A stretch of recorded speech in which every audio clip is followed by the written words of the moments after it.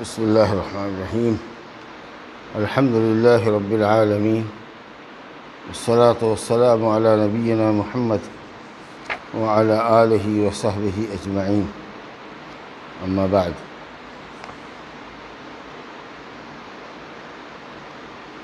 باب صلاة الکسوف۔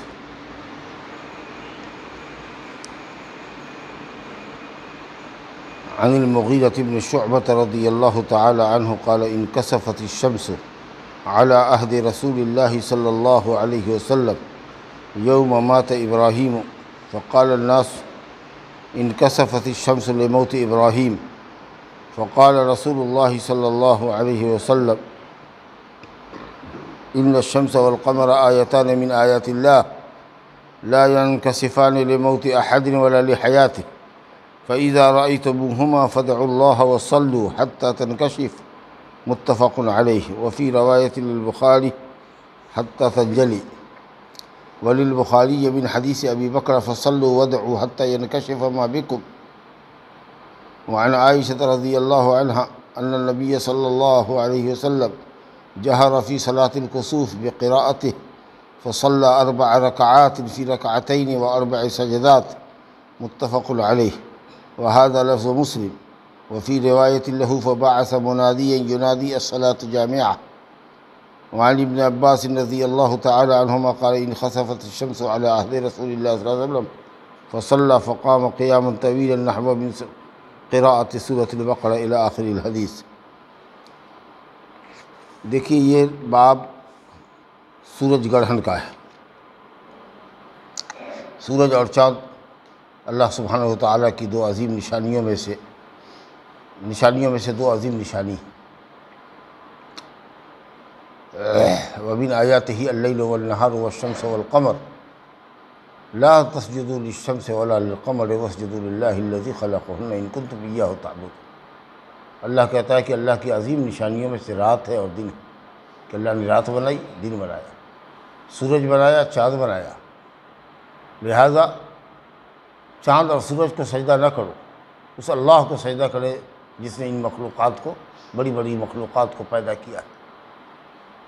اگر واقعی تم اللہ کی عبادت گزار ہو۔ یہ دو عظیم نشانیاں ہیں۔ اللہ رب العالمین ان پر نقص طاری کرتا ہے۔ کبھی کبھی آپ دیکھتے ہیں کہ سورج گرہن ہوتا ہے، چاند گرہن ہوتا ہے۔ اس کا 2 ریزن ہے بنیادی طور پر۔ ایک تو شرعی ریزن ہے، اور وہ شرعی ریزن یہ ہے کہ آدمی جب اللہ تعالیٰ کے واجبات سے غفلت برتتا ہے، فرائض کو چھوڑتا ہے اور گناہوں کا دھڑلے سے ارتکاب کرتا ہے، کھلے بندو گناہوں کا ارتکاب کرتا ہے، تو اللہ رب العالمین اپنے بندوں کو ڈرانے کے لیے اور اپنی قدرت اور اپنی عزت اور حکمت کو ظاہر کرنے کے لیے سورج اور چاند کو بے نور کرتا ہے کہ اس طریقہ سے ہم تمہاری زندگی کو ختم کر دیں گے۔ بندوں کے اندر اللہ کا ڈر پیدا ہو، اس کے لیے اللہ تعالیٰ اس طرح کی نشانیوں کو گاہے بگاہے ظاہر کرتا ہے۔ وَمَا نُرْسِلُ بِالْآيَاتِ إِلَّا تَخْوِيفًا۔ اللہ تعالیٰ نشانیاں بھیجتا ہے، اس طرح کی حادثات کو بھیجتا ہے بندوں کو ڈرانے کے لیے، کہ بندے ڈرے اور اللہ کی طرف مائل ہو۔ کبھی تیز آندھی چلتی ہے، آپ کے پیڑ اکھڑ جاتے ہیں، مکان کی چھت اڑ جاتی ہے، زلزلے بھیجتا ہے جس سے مکان زمین دوز ہو جاتے ہیں، سب مکانات زمین دوز ہو جاتے ہیں، مکانات منہدم ہو جاتے ہیں، بڑا جانی مالی نقصان ہوتا ہے، سمندری طوفان آتا ہے وغیرہ وغیرہ، مختلف طرح سے ژالہ باری ہوتی ہے، پتھروں کی بارش ہوتی ہے، فصلیں تباہ ہو جاتی ہے، سمجھا؟ یہ سب اللہ رب العالمین کی طرف سے عذاب ہے۔ تو آدمی کو چاہیے کہ اپنے گناہوں سے تائب رہے، اپنے عمل کا محاسبہ کرتا رہے، صدقہ خیرات کرتا رہے، تاکہ اس طرح کی آفتیں نہ آئیں۔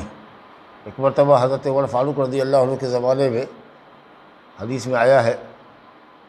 کہ تھوڑا زلزلہ آیا تو نماز تو انہوں نے نہیں پڑھی، لیکن یہ کہا کہ اگر دوبارہ زلزلہ آیا تو میں شہر چھوڑ دوں گا، میں تم لوگوں سے علیحدگی اختیار کر لوں گا۔ اس کا مطلب یہ کہ کہیں نہ کہیں زیادتی ہو رہی ہے، ظلم ہو رہا ہے، گناہ ہو رہا ہے، میں تم لوگوں سے علیحدگی اختیار کر لوں گا۔ سوچیے، حالانکہ بہت معمولی سا تھا، ذرا سا کھاٹ آپ کی ہلی بس، تو آپ نے خطبہ دیا، نماز تو نہیں پڑھا اس موقع پر، لیکن خطبہ دیا، تاکہ ہمارے اور تمہارے گناہوں کی سزا ہے اللہ کی طرف سے، سمجھا کہ۔ تو بہرحال ایک تو یہ ریزن ہوا کہ اللہ تعالیٰ ان آیات کو ظاہر کر کے، علامتوں کو ظاہر کر کے، چاند سورج کو بے نور کر کے اور دوسری نشانیاں اور مصیبتیں دے کر بندوں کو ڈراتا ہے اور ان کو دین کی طرف پلٹنے کا موقع دیتا ہے۔ اور دوسرا سائنسی ریزن ہو سکتا ہے، سمجھا کہ نہیں؟ سائنسی ریزن ہے، فلکی ریزن ہے، یا جغرافیائی ریزن ہے جو سائنسداں کہتے ہیں، یا علم الافلاک والے جغرافیہ داں کہتے ہیں کہ جب چاند سورج اور زمین کے درمیان آ جاتا ہے تو چاند جو ہے وہ سورج کی روشنی کو ڈھک دیتا ہے، جزوی طور پر یا کلی طور پر وہ بے نور ہو جاتا ہے، ایک دم اندھیرا دن میں چھا جاتا ہے، رات کا سما ہو جاتا ہے، ستارے نظر آنے لگتے ہیں، سمجھا کہ نہیں؟ اور پھر وہ یہ کہتے ہیں کہ جب سورج کا، جب زمین کا اور چاند کا دونوں کا سایہ پڑتا ہے تو یہ چاند کہلاتا ہے۔ بہرحال سائنسدانوں کے یہاں یہ کہ زمین گردش کرتی ہے، لیکن اسلام کے نظریے سے زمین گردش نہیں کرتی ہے، سورج اور چاند گردش کرتے ہیں، سمجھا کہ نہیں؟ ہاں، کل فی فلک یسبحون، وہ سب اپنے اپنے مدار پر گھوم رہے ہیں۔ بہرحال چاند سورج کے درمیان آتا ہو کہ زمین کا سایہ پڑتا ہو چاند پر، اس کی وجہ سے چاند گہراتا ہو، جو بھی سائنسی ریزن ہو، اسلام اس کا انکار نہیں کرتا ہے، لیکن مقصد اس کا کیا ہے؟ مقصد اس کا شرعی مقصد یہ بتایا گیا کہ بندوں کو اللہ تعالیٰ ڈراتا ہے اپنے عذاب سے کہ گناہوں سے توبہ کرو اور ڈھیٹھائی چھوڑو، اللہ کی عبادت پر کاربند رہو، گناہ سے باز آؤ، کھلا گناہ مت کرو، شرم کرو، شرم اللہ سے شرم کھاؤ، اور ہو جائے کبھی کوئی گناہ تو اللہ سے توبہ کرو۔ بہرحال نبی صلی اللہ علیہ وسلم کی زندگی میں اب اس طرح کی جو کیفیت ہے آج کل سائنسدانوں کے اعتبار سے 2 مرتبہ ایسا ہوتا ہے کہ چاند گرہن کی کیفیت بنتی ہے، سمجھا کہ نہیں؟ سال میں نبی صلی اللہ علیہ وسلم کے زمانے میں مدنی زندگی کے اندر 10 سال کے اندر ایک ہی مرتبہ سورج گہرایا، جیسے ہی سورج نکلا تھا ایک نیزے کے برابر آیا کہ وہ لال ہوا، پھر لال کے بعد کالا ہو گیا، پورے طریقے سے ڈھک گیا، ایک دم رات کا سما ہو گیا، گھبرا گئے صحابہ نبی صلی اللہ علیہ وسلم بھی گھبرا کے باہر نکل آئے، صرف لنگی پہنے ہوئے تھے، اوپر جو چادر ڈالتے تھے بدن کے اوپر وہ تک چادر چھوٹ گئی، پریشان آئے، اور اس کے بعد نماز میں مشغول ہو۔ اور اتفاق دیکھیے کہ اسی دن نبی صلی اللہ علیہ وسلم کے بیٹے حضرت ابراہیم کا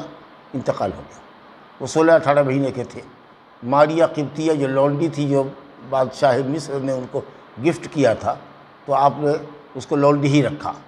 شادی نہیں کیا، اسی لونڈی کے بطن سے یہ پیدا ہوئے تھے، جس کا نام آپ نے حضرت ابراہیم خلیل اللہ علیہ السلام کے نام پر رکھا۔ آپ نے صحابہ کو صبح میں خبر دی، بشارت دی کہ میرے یہاں بچہ پیدا ہوا ہے، میں نے اس کو اپنے باپ ابراہیم کے نام پر ابراہیم نام دیا، تو معلوم ہوا کہ 7ویں دن سے پہلے بھی نام دیا جا سکتا ہے۔ بہرحال اس کی پرورش پرداخت اور دودھ پلانے کا کام مدینہ کے کسی محلے میں ہوتا تھا، ایک عورت دودھ پلاتی تھی اور اس کا شوہر پیشے سے لوہاری کا کام کرتا تھا۔ جب معلوم ہوا کہ نبی صلی اللہ علیہ وسلم کا بچہ بہت بیمار ہے تو آپ گئے، دم کر کے آئے، دیکھ کر کے آئے، اور پھر اس کے بعد جب گئے تو اس وقت اس کی روح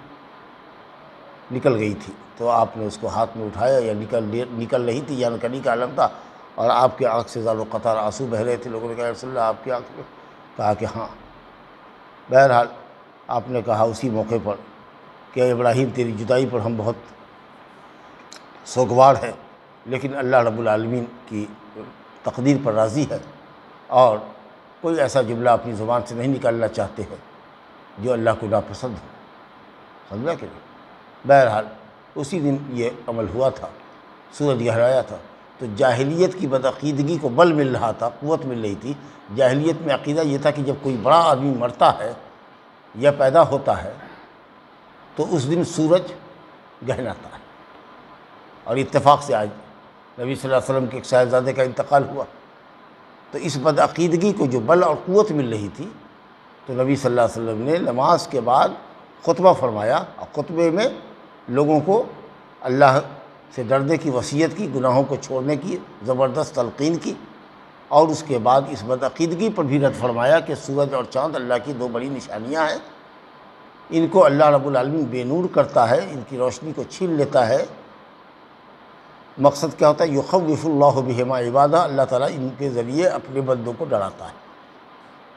اور اس موقع پر آپ نے کہا کہ توبہ استغفار کرو، صدقہ و خیرات کیا کرو، زندگی کے اندر، تاکہ اس طرح کی آفتوں سے بچا کرو۔ یہ ہے اصل میں گہن۔ اب یہ گہن کبھی جزوی ہوتا ہے، پارٹلی ہوتا ہے، اور کبھی فل مون کا جو ہے یا فل اس کا جو ہے اس کا سورج کا گہن ہوتا ہے۔ اور آج کل تو سائنس کی ترقی ہو گئی، تو بتا دیا جاتا ہے کہ کتنی دیر تک یہ رہے گا، کئے بج کے کئے منٹ پر لگے گا اور کتنے دیر تک رہے گا۔ تو اسی حساب سے نماز پڑھنی چاہیے، اور جب ایسا ہو تو آدمی کو مسجد کی طرف آنا چاہیے، اور ایک اعلان ہونا چاہیے جامع مسجد سے کہ بھائی سورج گرہن کی نماز ہونے والی ہے، 5 منٹ کے اندر آپ لوگ مسجد میں آ جائیے اور نماز شروع کر دینی چاہیے۔ جو معذور ہیں، عورتیں نہیں جا سکتی ہیں، اگر اپنے گھر میں نماز پڑھ لیں، لیکن اصل میں اس کے لیے جماعت مطلوب ہے۔ فافزعوا الی الصلاۃ، گھبرا کے نماز کے لیے آؤ، سمجھا کہ نہیں؟ اور آپ نے اس موقع پر پکڑوایا الصلاۃ جامعہ، اے لوگو آؤ نماز ہونے والی ہے۔ اذان نہیں دی جائے گی اس کے لیے، یعنی اقامت کہی جائے گی، بس اعلان کر دیجیے سورج گرہن کی نماز ہونے والی آئیے، اور حساب سے جتنا وقت ہے 2 گھنٹہ 3 گھنٹہ ویسی نماز پڑھنی جائے گی۔ اتنی لمبی نماز ہو کہ جو 2 گھنٹہ تک کے وقت کو کور کر سکے، کہ جب آپ نماز سے فارغ ہوں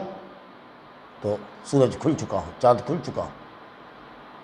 اتنا لمبا قیام کیا نبی صلی اللہ علیہ وسلم نے، سورہ بقرہ کو 1 رکعت پہ پڑھ لیا، 2.5 پارہ۔ اس کے بعد اس سے چھوٹی سورت پڑھا، مثال کے طور پر آل عمران پڑھا،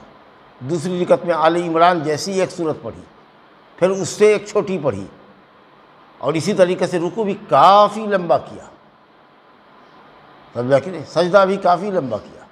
کہ بڑے بڑے صحابہ جو طاقتور تھے وہ بھی غش کھا کر کے گرنے لگے، اتنی لمبی نماز پڑھی۔ اور سخت گرمی کا دن تھا، اسی طرح کا موسم رہا ہوگا، یہاں تو گرم پنکھا ہوا دے رہا ہے، گرم ہوا، لیکن وہ تو وہاں پہ ہوا بھی نہیں تھی۔ اس میں نبی صلی اللہ علیہ وسلم کی صبر دیکھیے، اور اللہ کی عبادت پر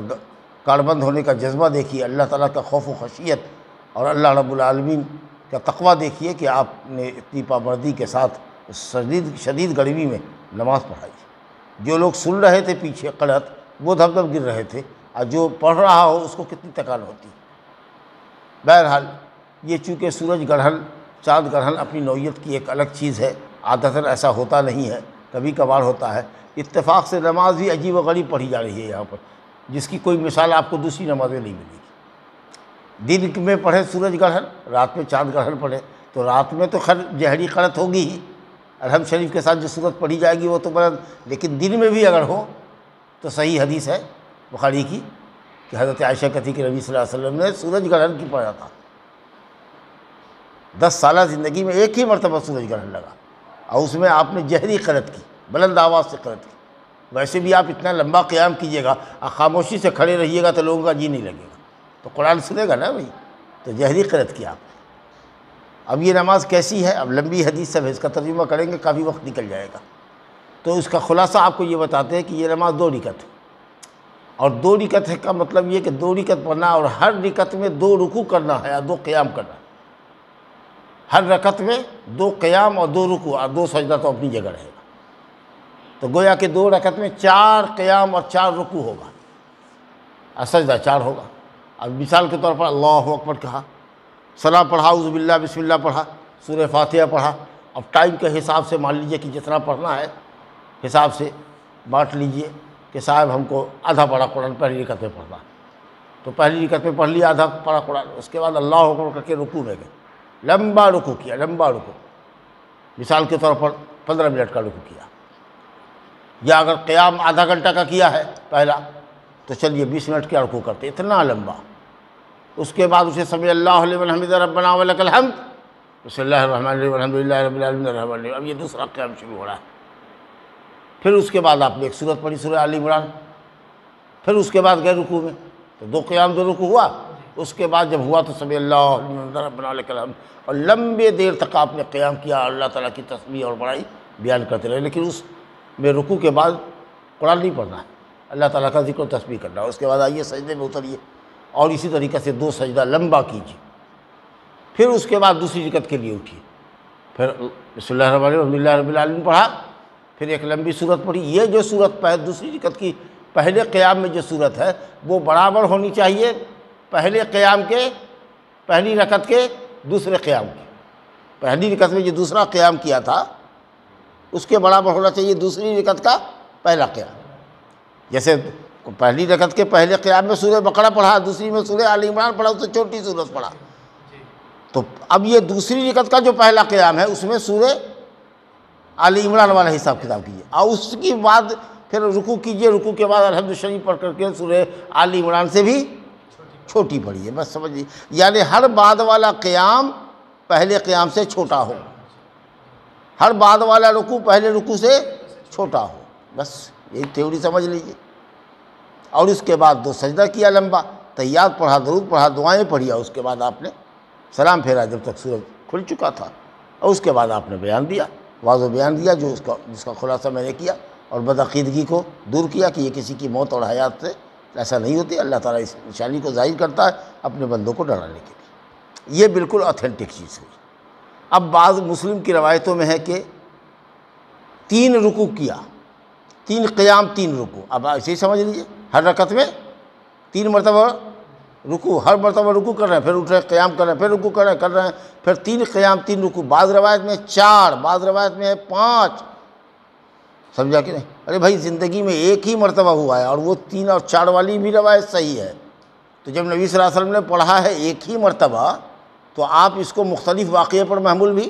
متعدد واقعہ پر محمول بھی نہیں کر سکتے۔ اگر ایک سے زیادہ مرتبہ پڑھتے تو آپ کہتے کہ کبھی وقت اور لمبے اور چھوٹے وقت کے حساب سے کہیے گا کہ کبھی دور پڑھا ہوگا، 2 قیام 2 رکوع ایک رکعت میں کیا ہوگا، کبھی 3 قیام 3 رکوع کیا ہوگا، 4 قیام 4 رکوع کیا ہوگا، 5 قیام 5 رکوع کیا ہوگا ایک رکعت میں، لیکن جب زندگی میں ایک ہی مرتبہ پڑھا تو کوئی ایک ہی بات ہوگی، تو وہ طریقہ سب سے اچھا وہی ہے جو بخاری اور مسلم میں موجود ہے کہ ہر رکعت میں 2 قیام 2 رکوع، سمجھ لے گئے؟ اب یہاں پر کیا کریں گے، ہم 3 4 والی روایت کو کمزور تو نہیں کہیں گے، لیکن یہاں پر حدیث میں ایک روایت کو دوسری روایت پر ترجیح دیں گے، تو وہ روایت جو بخاری اور مسلم دونوں جگہ ہے وہ قوت میں زیادہ مضبوط ہے بنسبت اس روایت کے جو صرف مسلم شریف میں ہے، سمجھ لے گئے؟ ہاں، اگرچہ بعض علماء نے کہا ہے کہ وقت کے حساب سے اگر 3 گھنٹے کا ہے تو چلو 3 قیام 3 رکوع کر لو، 4 قیام 4 رکوع کر لو، جیسا کہ حدیثوں میں آیا ہے، لیکن بہرحال جب نبی صلی اللہ علیہ وسلم سے پوری زندگی میں ایک ہی مرتبہ یہ عمل ثابت ہے تو ہم 2 قیام اور 2 رکوع ہی کریں گے، بس قرأت لمبی کریں گے۔ اب جو نہیں کھڑے ہو سکتے ہیں وہ بیٹھ جائیں، سمجھا کریں۔ بہرحال تو یہ ہے چاند گڑھن کی نماز کا طریقہ، سمجھا؟ ہر رکعت میں 2 قیام اور 2 رکوع۔ کچھ لوگ نہیں سمجھتے ہیں، رکوع سے اٹھے، پہلے رکوع سے اور اس کے بعد سورت شروع کر دیا، نہیں، الحمد کے بغیر کوئی قیام نہیں ہے۔ اسی پہلے قیام میں جس طریقہ سے الحمد اور سورت پڑھا تھا، دوسری رکعت میں بھی ربنا لک الحمد حمدا کثیرا طیبا مبارکا بسم اللہ الرحمن الرحیم الحمد للہ رب العالمین، پھر قرأت شروع ہوا۔ البتہ سورت جو پڑھنی ہے وہ پہلے قیام کی جو سورت ہے اس سے چھوٹی پڑھنی ہے، پہلا رکوع جو کیا تھا اس سے ذرا چھوٹا دوسرا رکوع کرنا، اور دوسری رکعت کا پہلا قیام اور پہلا رکوع پہلی رکعت کے دوسرے قیام اور رکوع کے برابر ہو، ہاں، اور دوسرا قیام اور رکوع پہلے سے چھوٹا ہو، چلیے الحمدللہ۔ اس کے بعد دیکھیے ایک روایت ابن عباس کی کہ نبی صلی اللہ علیہ وسلم فرماتے ہیں کہ جب ہوا چلتی تو نبی کریم صلی اللہ علیہ وسلم کو بڑی پریشانی لاحق ہوتی، اور گھٹنے کے بل ایسے آپ کھڑے ہوتے، آپ بے چینی کے ساتھ گھومتے رہتے گھر میں جب تیز ہوا چلتی، اور دعا کرتے کہ اے اللہ اس کو آندھی طوفان نہ بنا، اس کو رحمت کی بارش برسانے کا